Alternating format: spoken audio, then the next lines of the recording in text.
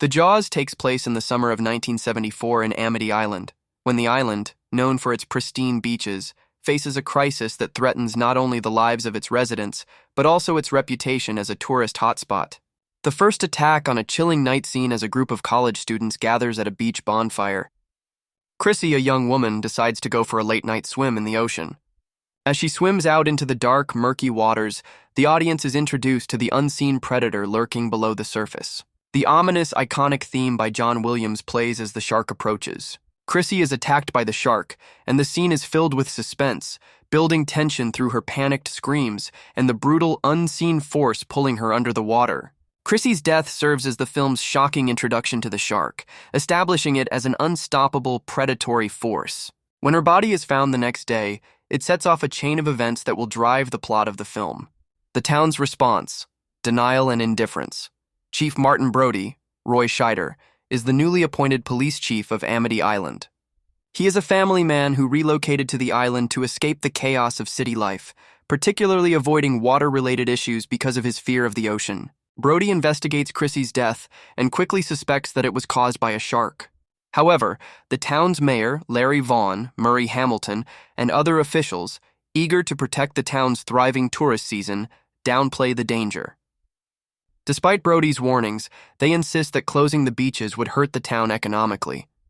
In a critical moment, Brody's concern for public safety clashes with the town's monetary interests. The mayor's refusal to close the beach leads to a second shark attack. A young boy named Alex Kintner is killed in broad daylight while swimming. His mother, distraught and devastated by the loss, confronts Brody, demanding justice. The public outrage grows, and after this attack, the town finally agrees to close the beaches. This event heightens the tension and sets the stage for Brody's increasingly urgent mission to deal with the shark. The arrival of Quint, the expert hunter. Brody realizes that the shark is far more dangerous than anticipated, and after failing to catch it using conventional methods, he enlists the help of an expert shark hunter, Quint, Robert Shaw. Quint is a grizzled, eccentric fisherman with a deep knowledge of sharks and the sea. His reputation precedes him, and it is clear that he is the only person with the skills necessary to kill the shark. Quint agrees to help Brody, but only for a hefty sum. He brings a personal vendetta to the hunt. Quint has a deep-seated hatred of sharks, especially due to a traumatic experience he had as a young man during World War II, when he was aboard the USS Indianapolis, which was sunk by a Japanese submarine. This tragic event left Quint with scars, both physical and psychological, and has driven his obsession with hunting and killing sharks. Brody and Hooper, the scientist's approach. Hooper is initially portrayed as a contrast to Quint. He brings a different kind of expertise to the table, advocating for the use of scientific methods to track and capture the shark, rather than relying solely on brute force. Hooper's background and demeanor create tension with Quint, whose distrust of scientists runs deep. The two men clash over methods and priorities, but ultimately, Brody becomes the voice of reason, seeking to balance both approaches.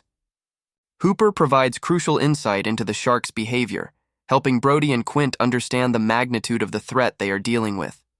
As the group comes together, they begin to track the shark, which has become a relentless predator, returning to the waters around Amity Island to hunt. The quest for the shark, the battle with the beast. The hunt for the shark intensifies as Brody, Hooper, and Quint set out on Quint's boat, the Orca, to capture or kill the shark. The film's suspense builds as they venture into the open ocean, away from the safety of land. The trio becomes isolated, and the vast empty sea serves as a claustrophobic backdrop to the events that unfold. One of the key moments of tension occurs when the shark first attacks the Orca, smashing into the boat and nearly capsizing it. Quint and Brody narrowly escape, but the attack proves that the shark is far more dangerous than they had imagined. Quint, though determined to continue the fight, becomes more desperate and unhinged as the shark's attacks become increasingly relentless. At this point, the shark's behavior seems almost supernatural in its persistence. It attacks the boat and relentlessly stalks the men, building the narrative tension until the film's climactic showdown. The climax, the final confrontation. As the film reaches its climax, the shark attacks the Orca once again, and the boat begins to sink. The crew is forced to abandon ship, with Brody, Hooper, and Quint now in mortal danger. The atmosphere of isolation and impending doom is heightened as the three men are trapped on a small piece of drifting wreckage, at the mercy of a massive killer shark. In a dramatic, intense final confrontation, Quint tries to kill the shark with a harpoon gun, but is ultimately overpowered. The shark leaps onto the boat and grabs Quint, dragging him beneath the water in a brutal and horrifying scene. Quint's death is both tragic and horrifying, and it marks the final point in the escalation of the shark's terror. With Quint dead and Hooper severely injured in the attack, Brody is left alone to face the shark. The film's final moments feature a heroic and determined Brody using his wits and resourcefulness to fight the shark. In a moment of desperation, Brody shoots a tank of compressed air lodged in the shark's mouth, causing a massive explosion that kills the creature. In the film's closing moments, Brody and Hooper, both exhausted and emotionally drained, float back to shore. The shark is dead, but the toll on them is evident. Their battle has been one of survival, with the cost of victory being high. Brody has lost Quint, and Hooper's emotional scars are likely to last far longer than any physical wounds. As Brody and Hooper approach the shore, the audience is left with the sense that Amity Island has been forever changed. The town has survived, but the terror and chaos caused by the shark have left an indelible mark on the characters. Brody, in particular, has overcome his fear of the ocean, but the experience has deeply affected him. Themes: Jaws is not merely a film about a shark.